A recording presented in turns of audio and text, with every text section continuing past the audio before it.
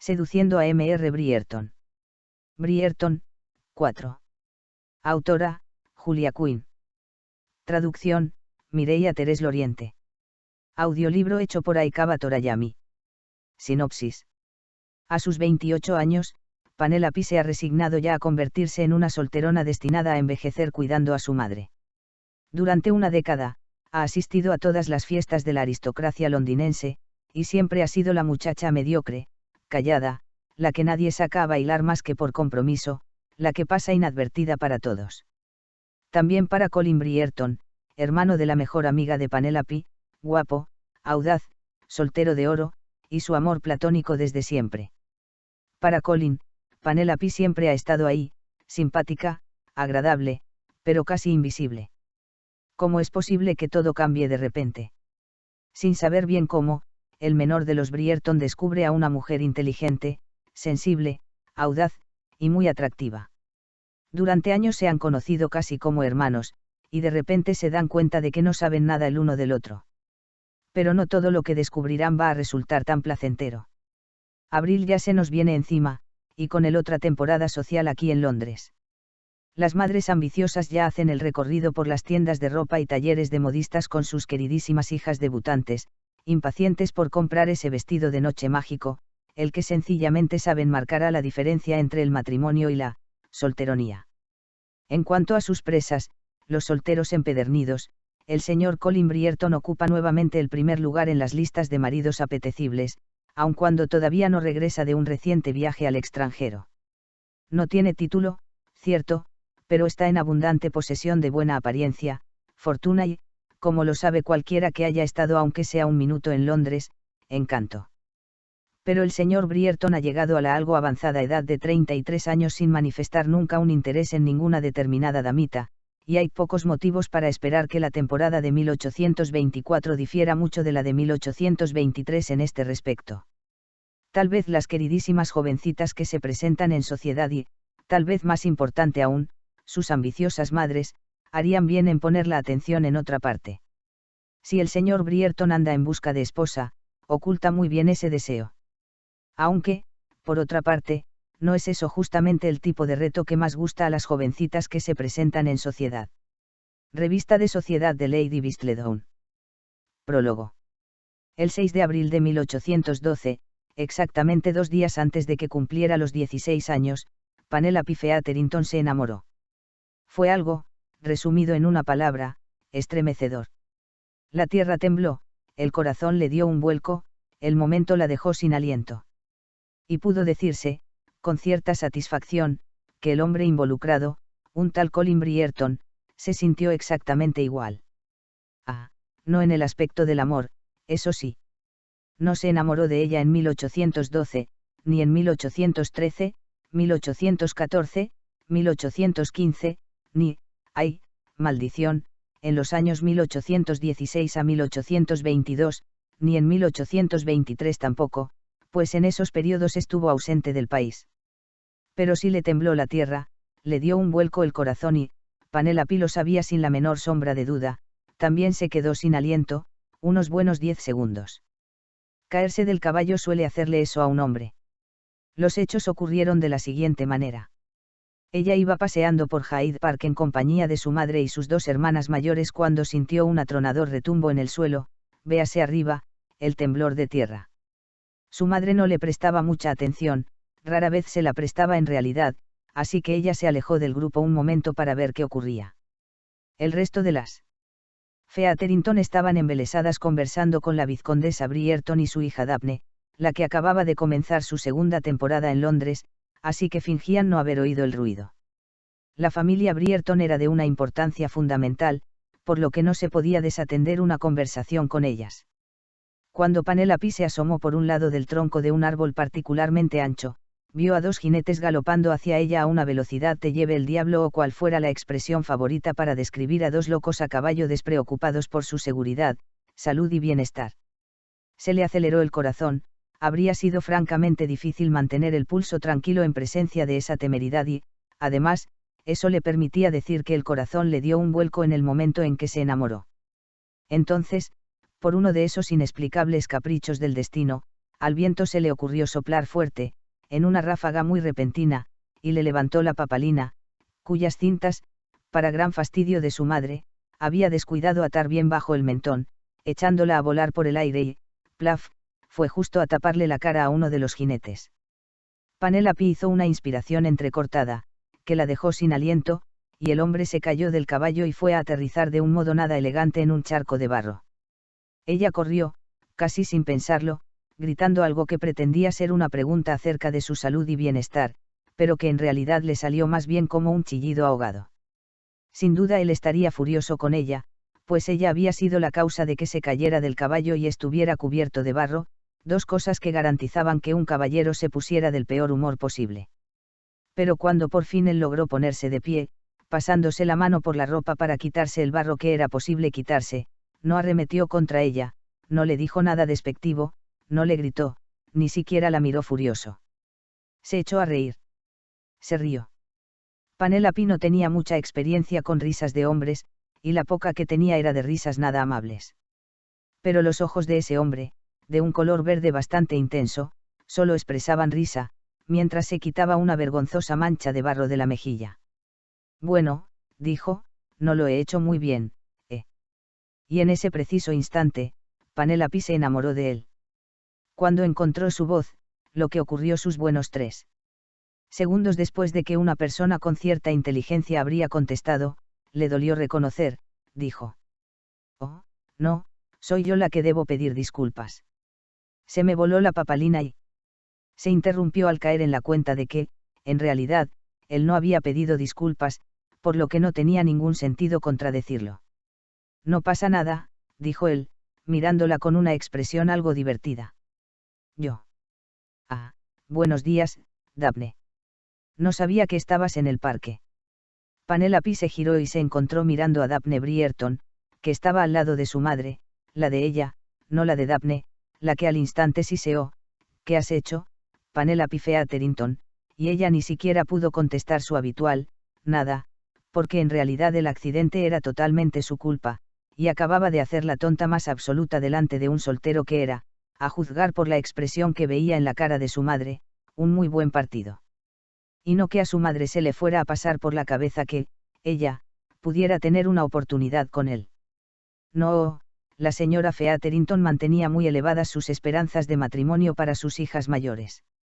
Además, Penélope ni siquiera se había presentado en sociedad todavía. Pero si la señora Featherington tenía la intención de continuar reprendiéndola, no pudo hacerlo, porque eso le habría exigido desviar la atención de los Bridgerton, cuyas filas, Penélope ya iba comprendiendo rápidamente, incluía al hombre que en esos momentos estaba cubierto de barro.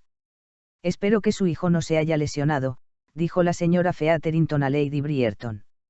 Estoy tan bien como la lluvia, terció Colin, dando un paso hacia un lado antes de que Lady Bridgerton pudiera cogerlo con su maternal preocupación. Se hicieron las presentaciones, pero el resto de la conversación fue insubstancial, principalmente porque Colin no tardó en colegir, acertadamente, que la señora Featherington era una madre casamentera. A Penélope no la sorprendió en absoluto que él se apresurara a marcharse. Pero el daño ya estaba hecho. Ella ya había descubierto un motivo para soñar. Esa noche, mientras revivía el encuentro por milésima vez, se le ocurrió pensar que sería agradable poder decir que se enamoró de él cuando él le besó la mano antes de un baile, sus ojos verdes brillando con un destello travieso al apretarle los dedos con un poco más de fuerza de lo que sería decoroso. O tal vez podría haber ocurrido cuando él cabalgaba osadamente por un páramo barrido por el viento, y el viento, ya mencionado, no impedía que él, o mejor dicho, su caballo, galopara con la intención, de él, no del caballo, de acercarse cada vez más a ella. Pero no, tenía que ir y enamorarse de Colin Bridgerton cuando se cayó del caballo y fue a aterrizar de trasero en un charco de barro. Eso era algo tremendamente raro y tremendamente poco romántico, pero sin duda no carente de una cierta justicia, puesto que no iba a salir nada de eso. ¿Para qué desperdiciar sueños románticos en un amor que jamás sería correspondido? Mucho mejor reservar las presentaciones en un páramo barrido por el viento a personas que realmente pudieran tener un futuro juntas. Y si había algo que Penélope sabía ya entonces, a los 16 años menos 2 días, era que en su futuro no figuraba Colin Bridgerton en el papel de marido. Sencillamente no era el tipo de jovencita que atraería a un hombre como él, y temía que nunca lo sería. El 10 de abril de 1813, exactamente 2 días después de cumplir los 17 años, Penelope Featherington hizo su presentación en la sociedad londinense. No quería hacerlo, le suplicó a su madre que la dejara esperar un año. Pesaba como mínimo 10 kilos más de lo que debía, y su cara todavía tenía la horrorosa tendencia a llenarse de granos cuando estaba nerviosa, lo que significaba que siempre tenía granos, puesto que nada en el mundo la ponía más nerviosa que un baile en Londres. Intentó convencerse de que la belleza estaba a solo un pelín bajo la piel, pero eso no le ofrecía ninguna disculpa cuando se reprendía por no saber jamás qué decir a las personas. No había nada más deprimente que una niña fea sin personalidad. Una niña fea sin, bueno, tenía que darse algún mérito, vale, una niña fea con muy poca personalidad. En el fondo sabía quién era, y esa persona era inteligente, amable y muchas veces incluso ingeniosa, divertida, pero no sabía cómo, su personalidad siempre se le quedaba perdida más o menos entre su corazón y su boca, y se sorprendía diciendo algo erróneo o, con más frecuencia, nada en absoluto. Para empeorar las cosas, su madre se negaba a permitirle que eligiera su ropa, y cuando no vestía del color blanco obligado que llevaban la mayoría de las jovencitas, y que de ninguna manera sentaba a su tez, se veía obligada a vestir de amarillo, rojo y naranja, colores que la hacían verse totalmente un desastre. La única vez que sugirió el color verde, la señora Featherington se plantó las manos en sus más que anchas caderas y declaró que el color verde era demasiado triste. El amarillo, en cambio, declaró la señora Featherington, era un color, feliz, y una jovencita, feliz, cazaría un marido. En ese momento y lugar, Penelope decidió que era mejor no intentar comprender el funcionamiento de la mente de su madre. Y así fue como siempre iba vestida de amarillo con naranja y de tanto en tanto de rojo, aun cuando esos colores la hacían verse decididamente, infeliz, e iban atrozmente mal con sus ojos castaños y su pelo castaño con visos cobrizos. Pero no podía hacer nada al respecto, por lo tanto, decidió soportarlo con una sonrisa, y si no lograba sonreír, por lo menos no echarse a llorar en público. Y eso, llorar, se enorgullecía de poder decirlo, no lo hacía jamás. Y por si eso fuera poco, 1813 fue el año en que la misteriosa, y ficticia, Lady Whistledown comenzó a publicar su hoja revista de sociedad, que aparecía 3 veces por semana. Esta hoja de cotilleo se convirtió en sensación instantánea. Nadie sabía quién era Lady Whistledown, pero al parecer todos tenían sus teorías. Durante semanas, no, en realidad, meses, nadie hablaba de otra cosa en Londres. Durante 2 semanas, las justas para crear adicción, esta hoja se distribuyó gratis, y de repente se acabó dicha gratuidad, simplemente los niños que las repartían comenzaron a cobrar el oneroso precio de 5 peniques la hoja. Pero ya nadie podía vivir sin la dosis casi diaria de cotilleo y todos pagaron sus peniques. En algún lugar, una mujer, o tal vez un hombre, como elucubraban algunos, se estaba haciendo muy rica. Lo que diferenciaba a la hoja revista de sociedad de Lady Whistledown de todas las hojas anteriores acerca de la sociedad era que la autora ponía los nombres completos de las personas mencionadas. No escondía a los personajes tras abreviaturas como Lord P o Lady B. Si Lady Whistledown deseaba escribir acerca de alguien, ponía su nombre completo. Y cuando Lady Whistledown deseaba escribir acerca de Penelope Featherington, lo hacía. La primera mención en la revista de sociedad de Lady Whistledown fue la siguiente. El desafortunado vestido de la señorita Penelope Featherington hacía parecer a la desafortunada jovencita un cítrico demasiado maduro. Golpe bastante hiriente, sin duda, pero nada menos que la verdad. Su segunda mención en la hoja no fue mejor. No se oyó salir ni una sola palabra de la boca de la señorita Penelope Featherington, y no es de extrañar, la pobre jovencita parecía estar ahogándose entre los volantes de su vestido. Eso no era algo que pudiera aumentar su popularidad, calculó Penelope. Pero la temporada no fue un desastre total. Había unas cuantas personas con las que se sentía capaz de hablar.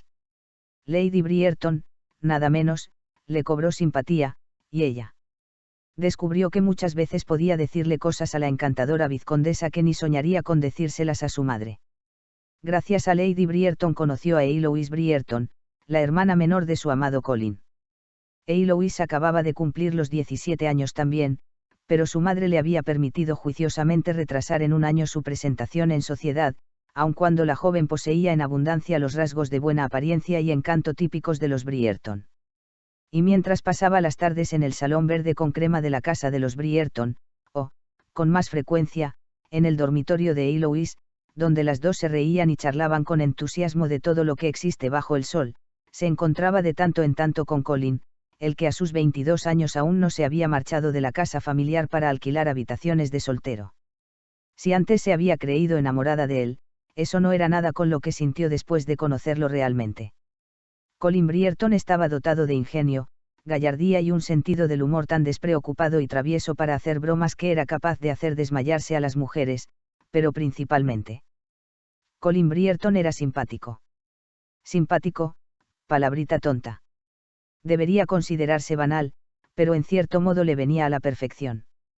Siempre tenía algo agradable para decir a Penélope, y cuando ella por fin lograba armarse de valor para decir algo, aparte de las consabidas palabras de saludo y despedida, él escuchaba, lo cual le hacía todo más fácil la próxima vez. Al final de la temporada, Penélope calculaba que Colin Brierton era el único hombre con el que había logrado tener una conversación entera. Eso era amor. Ah, eso era amor, amor, amor, amor, amor, amor. Tonta repetición de palabras, tal vez, pero eso fue exactamente lo que Penélope escribió en una hoja de papel ridículamente cara, junto con las palabras, señora Colin Brierton, Penélope Brierton, y, Colin, Colin, Colin. El papel desapareció consumido por el fuego del hogar en el instante en que oyó pasos en el corredor. Qué maravilloso sentir amor por una persona simpática, aun cuando fuera el tipo de amor unilateral. Eso hace sentirse decididamente sensata. Claro que no hacía ningún daño que Colin poseyera, como todos los hombres Brierton, una belleza fabulosa. Estaba ese famoso pelo castaño Brierton, esa boca ancha y sonriente Brierton, los hombros anchos, la altura de 1,80 m y, en el caso de Colin, los ojos verdes más pasmosos que pueden adornar una cara humana. Eran el tipo de ojos que atormentan los sueños de una jovencita. Y Penélope soñaba, soñaba y soñaba. El mes de abril de 1814 encontró a Penélope de vuelta en Londres para su segunda temporada, y aun cuando consiguió atraer al mismo número de pretendientes que en la temporada anterior, 0, muy sinceramente la temporada no fue tan mal en su conjunto. A esto contribuyó que había bajado más o menos 10 kilos de peso y ya podía calificarse de, agradablemente redondeada, y no, odiosamente gordinflona. Todavía distaba bastante de ser el esbelto ideal de mujer que decretaba la época, pero por lo menos había cambiado lo bastante para justificar la compra de todo un guardarropa nuevo. Desgraciadamente, su madre volvió a insistir en el amarillo, naranja y una ocasional pincelada de rojo. Y esta vez, Lady Whistledown escribió. La señorita Featherington, la menos necia de las hermanas Featherington, llevaba un vestido amarillo limón que dejaba un regusto agrio en la boca. Lo cual por lo menos significaba que ella era el miembro más inteligente de su familia, aun cuando el cumplido fuera hecho, efectivamente, del revés. Pero Penélope no fue la única elegida por la mordaz columnista.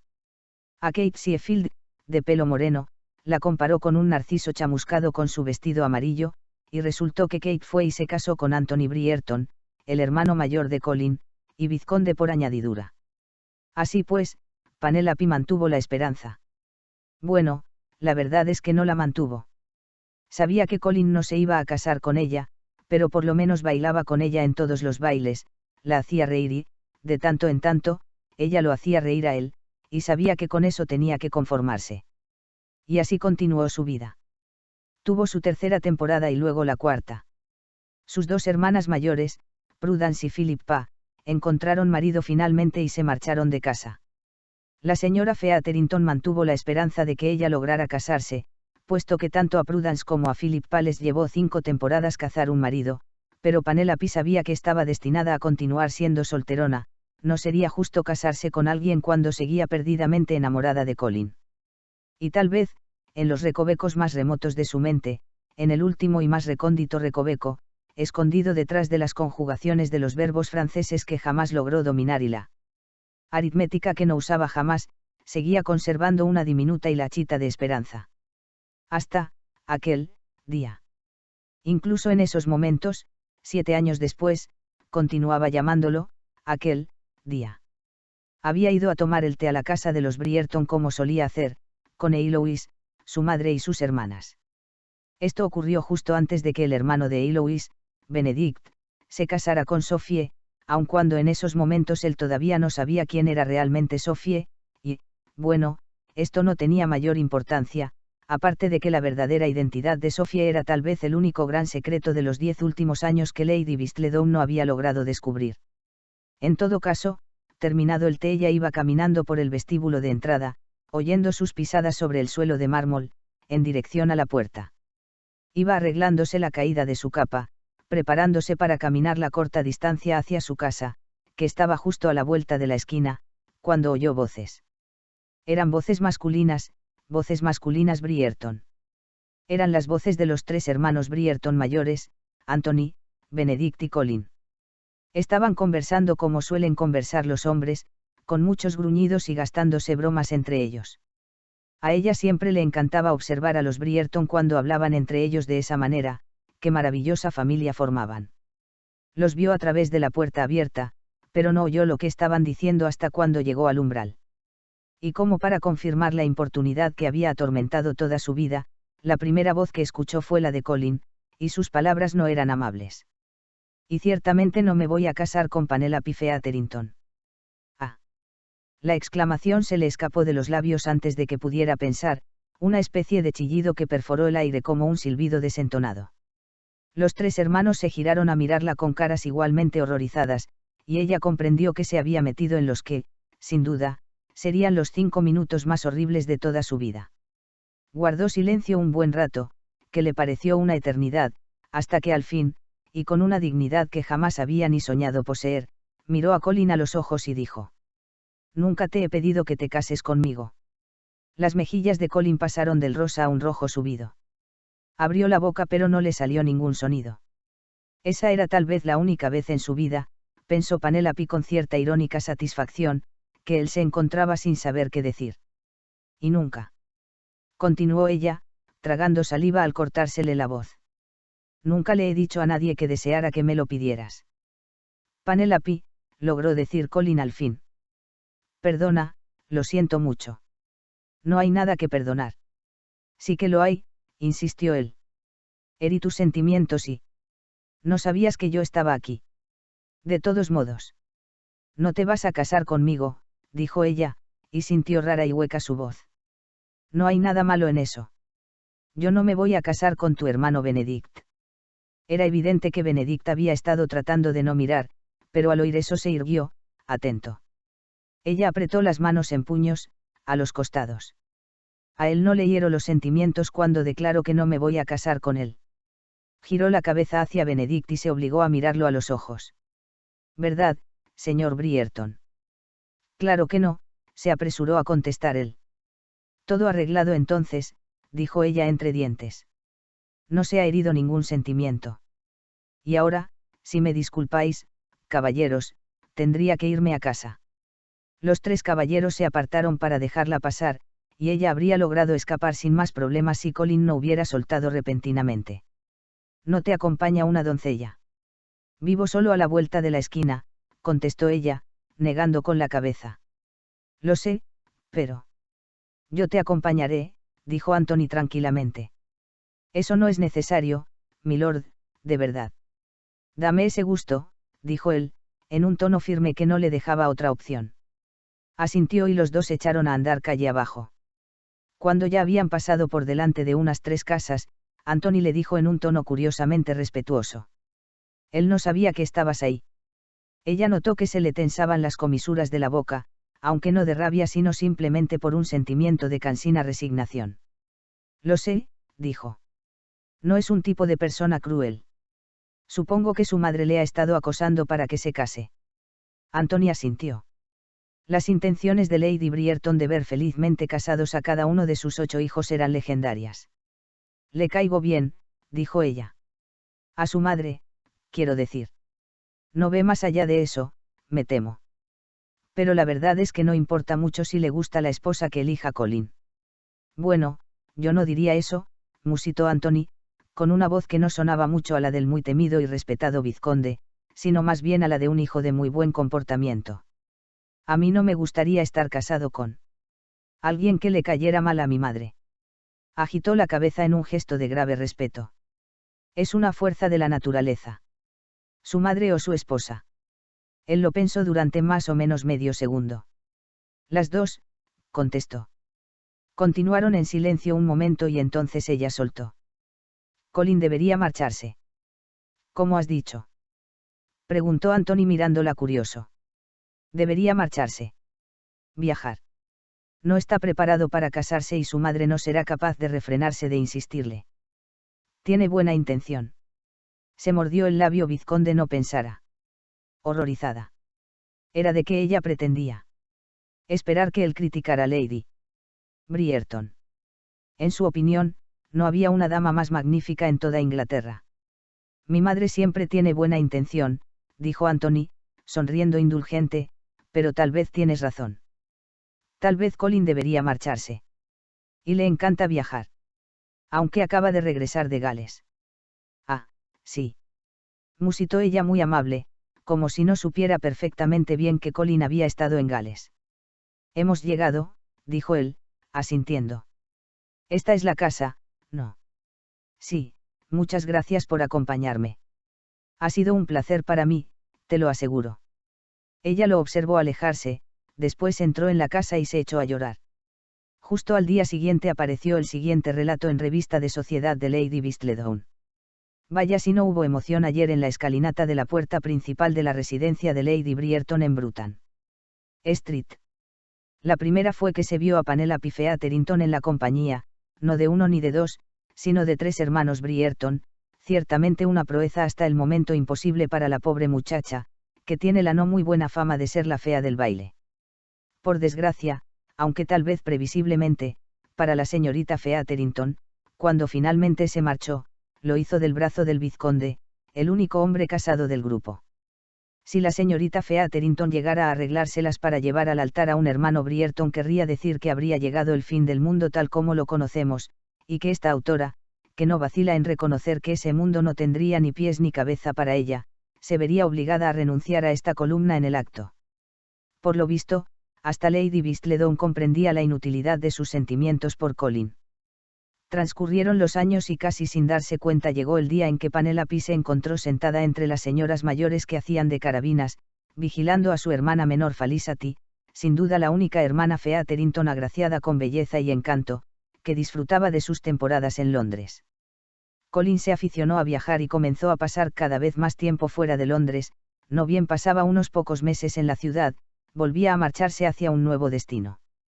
Cuando estaba en Londres durante la temporada, siempre reservaba un baile y una sonrisa para Penelope, y ella se las arreglaba para fingir que nunca había ocurrido nada, que él nunca había declarado su aversión a ella en una calle pública, que sus sueños no habían sido aplastados jamás.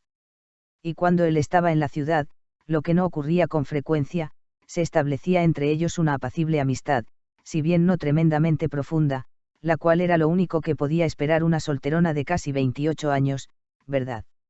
El amor no correspondido nunca ha sido fácil, pero por lo menos Penelope se acostumbró a él. Continuará.